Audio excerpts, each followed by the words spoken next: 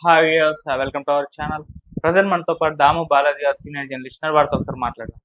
నమస్కారం సార్. నమస్తే. సార్, నాసిక్‌లో ఒక జ్యోతిష్యుడి భాగవతాలన్నీ కూడా ఇప్పుడు బయటపడ్డాయి. ఇప్పుడు అతనికి సంబంధించి దేశవ్యాప్తంగా కూడా వీడియోస్, ఫోటోస్ వైరల్ అవుతున్నాయి సార్. అంటే 58 మంది మహిళల్ని మత్తుమందిచ్చి అతను రేప్ చేశాడని చెప్పేసి కూడా తెలుస్తుంది. అసలు ఏం జరిగింది నాసిక్‌లో? ఎవరి జ్యోతిష్యుడు, మరి ఎలా బయటపడ్డాడు, ఎలా దొరికాడు? దీనికి సంబంధించినటువంటి వివరాలు.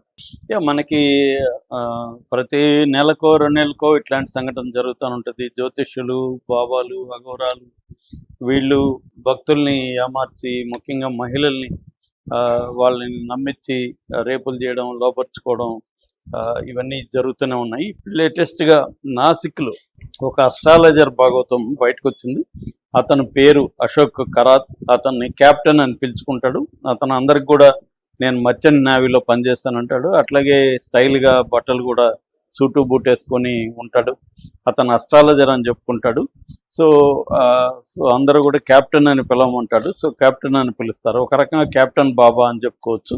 సో లేదా క్యాప్టెన్ అస్ట్రాలజర్. ఇతను ఉండేది వచ్చి ఇతనిది శ్రీ ఈశానేశ్వర మహాదేవ్ టెంపుల్ ట్రస్ట్ అని ఒక ట్రస్ట్ కూడా పెట్టాడు. దానికి ఇతనే బాసు. సో ఇది సిన్నార్ తాలూకాలో మెరగం అనే ఒక గ్రామంలో ఉంటుంది. సో ఇక్కడికి భక్తులు రెగ్యులర్గా వస్తుంటాడు. ఇతను జ్యోతిష్యం జరగబోయే విషయాలని చెప్తూ ఉంటాడు. అలాగా ఒక మహిళ 2019లో ఇతను అప్రోచ్ అయింది. అప్రోచ్ అయ్యి ఇలాగా నాకు పెళ్లి కరెక్ట్గా కుదరట్లేదు, మీరు హెల్ప్ చేయండి అని చెప్తే ఇతను ఆమెకు ఒక పెండెంట్ ఇచ్చాడు. దాన్ని వేసుకోమన్నాడు. ఇది ఎప్పుడు కూడా తీయకూడదు, అప్పుడే అది దీని పవర్ పనిచేస్తుంది, తీస్తే దీని పవర్ పోతుందని అట్లాంటిదే చెప్పాడు.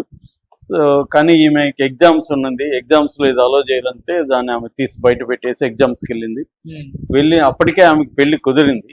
కుదిరినాక ఈ పని చేసింది. ఎప్పుడైతే ఇది చేసిందో ఒక వారంలో ఆమె పెళ్లి క్యాన్సిల్ అయిపోయింది. దాంతో ఆమెకి నమ్మకం వచ్చేసింది తన మీద.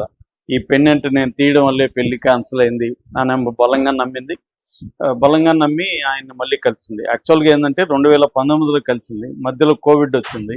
మళ్ళీ 2022 ప్రాంతంలో మళ్ళీ కలిసినప్పుడు ఈ సంఘటన జరిగింది. దాంతో మళ్ళీ ఆమె వెళ్ళిపోయి, నేను తప్పు చేశాను గురువు గారు, ఇట్లా మీరు చెప్పినట్టు నేను ఫాలో కాలేదు, అందుకే నా పెళ్లి క్యాన్సిల్ అయింది అని చెప్తే, చూసావా నాకు డివైన్ పవర్స్ ఉన్నాయి, నేను చెప్పింది జరిగింది చూసావా అని ఇతను ఇంకా ఆమెను ఇచ్చేసి, పని చేద్దాం, నువ్వు పెళ్ళి మళ్ళీ నీకు కుదురుతుంది, కాకపోతే దీనికి ఒక చిన్న హోమం చేయాలి అని చెప్పి ఆమె దగ్గర ఒక కార్యక్రమం చేయించాడు. ఆ కార్యక్రమంలో ఇతను ఆమెకి ఏదో ఒకటి తాగించాడు, ద్రవం. ఆ ద్రవం తాగినాక ఆమె మొత్తెక్కిపోయినాక ఇతను ఆమెని చేసి దాన్ని వీడియో తీసేసి ఇట్లా తర్వాత చూపించి ఇప్పుడు నీకు పెళ్లి కావాలంటే నాతో అనుకోవాల్సిందే, లేకపోతే ఈ వీడియో నేను బయట పెడతా, నీకు పెళ్లి జరగదని బెదిరించాడు. దాంతో ఆమె ఆల్రెడీ ఎన్ని డివైన్ పవర్స్ ఉన్నాయి అదని నమ్మింది. సో నేను శాపం పెడితే నీకేం పెళ్లి కాదన్నా భయపడి ఆమె అక్కడి నుంచి ఎప్పుడు పిలిచినా వెళ్ళడం, అతను చేయడం జరుగుతూ వచ్చింది. దాని తర్వాత పెళ్లి ఫిక్స్ అయింది. పెళ్ళి అయినాక కూడా ఇతను వదలలేదు. ఆమె అడుక్కున్నది, పెళ్ళి అయిపోయింది కదా ఇంకా నన్ను వదిలేసేయండి అంటే, లేదు నీ భర్త చనిపోతాడని బెదిరించడం మొదలు పెడతాడు. ఈమెకి ఆల్రెడీ అతని పవర్స్ మీద ఉన్న నమ్మకంతో తన భర్త చనిపోతాడేమో, తన విధవరాలు అయిపోతుందేమో అని భయపడి కంటిన్యూస్గా చేస్తున్నాడు. సో ఇవన్నీ కూడా తన వీడియోలు, ఆమెకు తెలియకుండా వీడియోలు తీసి ఎప్పటికప్పుడు ఈమె అతని నుంచి బయటకు వెళ్ళిపోవాలనుకున్నప్పుడంతా ఇవి వీడియోలు చూపించడం, నీ భర్తకు చూపిస్తాను ఇవన్నీ చెప్పడంతో ఆమె భయపడి రావడం మొదలైంది. ఈ టార్చర్ ఎక్కువైపోయింది ఆమెకు. ఎందుకంటే భర్తకు తెలియకుండా ఇది మెయింటైన్ చేయడం అనేది ఆమెకి కష్టంగా ఉంది. రెండోది ఇష్టం లేదు. దీనివల్ల ఆమె భర్తది కూడా ఎందుకు ఇలా ఉన్నామని అడగడం, డౌట్లు రావడం, ఇలాగా ఆమెకి డిఫికల్ట్గా అయిపోయింది మేనేజ్ చేయడం అనేది. దాంతో ఆమె ఇంకా ఏం చేయలేక భర్తకు చెప్పింది, ఇలాగా నేను మోసపోయాను, ఇలాగ చేస్తున్నాడు అన్నప్పుడు భర్త కూడా ఆమెను అర్థం చేసుకున్నాడు. సరే రా, మనం పోలీస్ స్టేషన్కి వెళ్ళి కేసు పెడదాం, ఇలాంటి వాడిని వదిలిపెట్టకూడదు అని చెప్పి తీసుకెళ్ళి పోలీసులకి చెప్పారు. సో పోలీసులు ఇమ్మీడియట్గా ఆమె వివరాలన్నీ దాచిపెట్టారు. సో అతని మీద రైడ్ చేశారు. రైడ్ చేసినప్పుడు 58 వీడియోలు దొరికాయి. అయితే వేరే స్త్రీలవి ఇలాగ ఉన్నాయా లేదో అనేది ఇప్పటికి ఇంకా నిర్ధారణగా లేదు, కానీ పోలీసులు అయితే చాలా ఉన్నట్టుగానే అనుమానిస్తున్నారు. అందుకని అప్పీల్ చేశారు కూడా, ఎవరైనా ఇట్లా స్త్రీలు వేరే వాళ్ళు, ఎందుకంటే ఒక ఆమెని మాత్రం అతను చేసి ఉండడం అనేది పోలీసులు అనుకుంటున్నారు. వేరే వాళ్ళు ఎవరైనా ఇంకా భయపడి రాకుండా ఉండొచ్చు. కాబట్టి వాళ్ళు కూడా రండి, మీ మీ వివరాలన్నీ మేము గుప్తంగా ఉంచుతాము, ఎవరికి చెప్పము, ప్రకటించము అని చెప్పారు. సరే మరి ఇంకా ఎవరైనా వెళ్ళారా లేదో తెలియదు. దీని మీద ఇప్పుడు గవర్నమెంట్ సిట్ కూడా వేసింది. సిట్ ఆధ్వర్యంలో అక్కడ క్రైమ్ బ్రాంచ్ దీని మీద ఇన్వెస్టిగేట్ మొదలుపెట్టింది. ఇతని మీద ఇప్పుడు బిఎన్ఎస్ 64 కేసు, అట్లాగే 74 క్రిమినల్ ఫోర్స్ ఉపయోగించి లొంగ తీసుకోవడం, అట్లాగే Maharashtra prevention and eradication of human sacrifice అట్లాంటి ఒక చట్టం ఉంది, దాని మీద పెట్టారు. అట్లాగే evil and Aghori protection and blackmail magic act అని ఇంకోటి ఉంది, అది లోకల్ స్టేట్ యాక్ట్స్, ఆ రెండింటి కూడా ఈయన మీద పెట్టారు అనమాట. అంటే మహారాష్ట్ర ప్రభుత్వం అయితే సీరియస్గానే తీసుకునింది, ఎందుకంటే అక్కడ ప్రతిపక్షాలు కూడా దీన్ని గట్టిగా తీసుకొని ప్రభుత్వంలో కూడా ఇతనికి చాలా మందితో లింకులు ఉన్నాయనేది కూడా వాళ్ళు అనౌన్స్ చేశారు. దానివల్ల ప్రెజర్ అనేది బాగా, ప్రతిపక్షాల ప్రెజరు, మీడియా ప్రెజర్ అనేది ప్రభుత్వం మీద కూడా గట్టిగానే పడింది. దాంతో మహారాష్ట్ర ప్రభుత్వం సీరియస్గా తీసుకొని సీనియర్ పోలీస్ అధికారి తేజస్వి సత్పుత్ అని వాళ్ళకి అప్పగించింది. సో వాళ్ళు ఆల్రెడీ ఎంక్వైరీ చేస్తున్నారు. ఇతను కూడా ఇప్పుడు 10 గంటల పాటు ఇంటరాగేట్ చేశారు, కోర్టులో ప్రొడ్యూస్ చేశారు. కోర్టు జైలుకి రిమాండ్కి అయితే పెట్టింది. దాని తర్వాత ఇతన్ని కస్టడీకి తీసుకొని ఇంకా డీటెయిల్గా పరిశీలించే అవకాశం ఉంది. అంటే ఈమె ధైర్యంగా చెప్పింది కాబట్టి ఇతని మీద సీరియస్గానే కేసు నిలబడే అవకాశం అయితే ఉంది.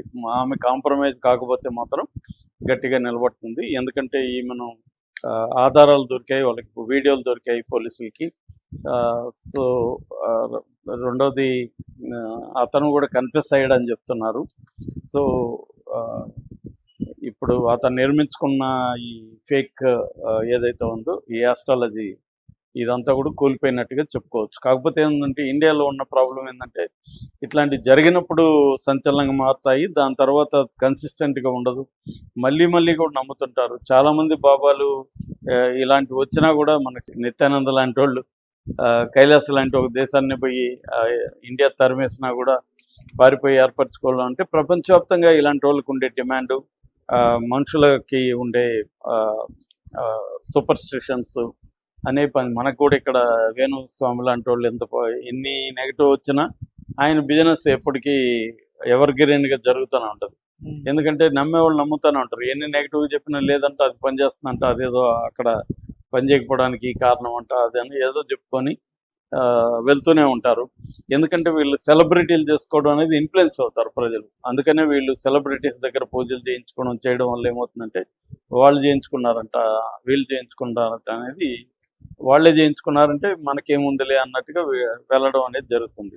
అంటే ఇక్కడ పొలిటీషియన్స్, సెలబ్రిటీలు వీళ్ళే ఈ మూఢనమ్మకాలని ప్రమోట్ చేయడం అనేది మనకి ఉన్న ప్రధానమైన సమస్య. దాని తర్వాత గవర్నమెంట్ కూడా వీళ్ళని లీనియన్స్ ఇవ్వడం. రెండోది బీజేపీ ప్రభుత్వం వచ్చినాక కూడా ఇలాంటి ఫేక్ బాబాల సంఖ్య పెరిగింది. ఎందుకంటే వాళ్ళు హిందుత్వాన్ని ప్రమోట్ చేస్తూ పైకి సనాతన ధర్మాన్ని, హిందుత్వాన్ని ప్రమోట్ చేస్తూ ఉంటారు, లోపలేమో ఇలాంటి పనులు చేస్తారు. కాబట్టి వాళ్ళ పట్ల కొంత సాఫ్ట్ కార్నర్ అనేది బీజేపీ ప్రభుత్వం చేస్తుంది.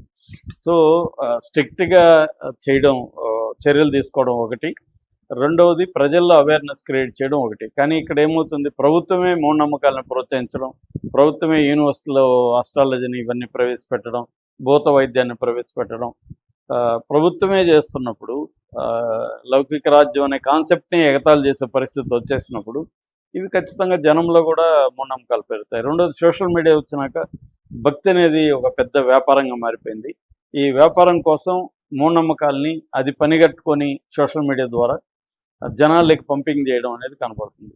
అట్లాగే మనకేంటంటే ఇన్స్టాంట్గా అన్నీ కావాలి, ఇవాళ ఓపిక లేదు, వెయిట్ చేసే ఓపిక లేదు. ఇన్స్టాంట్గా కావాలంటే షార్ట్ కట్లు కావాలి, ప్రతిదానికి షార్ట్ కట్లు కావాలంటే వీళ్ళు షార్ట్ కట్ టిప్స్ ఇస్తూ ఉంటారు. అంటే నువ్వు ఇప్పుడు అప్పులు అయిపోయింది, అప్పులు పోవడానికి సరైన మార్గం ఏంటి, డబ్బులు సంపాదించి అప్పులు తీర్చాలి. అది వదిలేసి వీళ్ళు బిర్యానీ ఆకు మీద ఏదో రాసి పలాని ఫ్రిడ్జ్ మీద పెట్టు, లేకపోతే ఈ నెంబర్ రాసి నువ్వు అక్కడ పెట్టు, ఇవి అప్పులు పోతాయి. ఇది ఈజీ మెథడ్స్గా కనబడుతుంది.